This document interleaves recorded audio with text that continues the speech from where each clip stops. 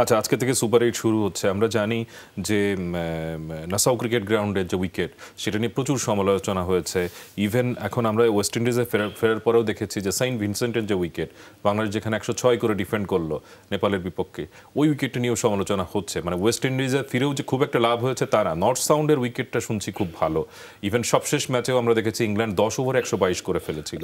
বাংলাদেশ নেপালে যেটা খেলা হয়েছে সেটা আসলে উইকেটটা মানে প্রায় 10 বছর পরে, মানে নতুন উইকেটে, একদম নতুন উইকেটে খেলা হয়েছে। এখানে ইন্টারন্যাশনাল ম্যাচও মানে অনেক দিন পরে হয়েছে। সো আইসিসির উচিত এই ধরনের উইকেটে তারা আগের থেকে একটু খেয়াল করে, খুবই দরকার ছিল। এই ধরনের উইকেটে আপনি বাংলাদেশ নেপাল দেখে খেলা দিয়ে দিবেন, এটা ঠিক না। আইসিসি ইভেন্ট যখন হচ্ছে, অ্যাটলিস্ট গত 2 বছরের মধ্যে কিছু ম্যাচ ওখানে আয়োজন করা উচিত ছিল। অবশ্যই উচিত ছিল। আপনি একদম ডাইরেক্ট বাংলাদেশ নেপালের খেলা, আপনি এত বছর পরে একটা ইন্টারন্যাশনাল ম্যাচ খেলা দিয়ে দিচ্ছেন, তা আবার টি-20। এ ধরনের উইকেটে টি-20 খেলা ভেরি ডিফিকাল্ট।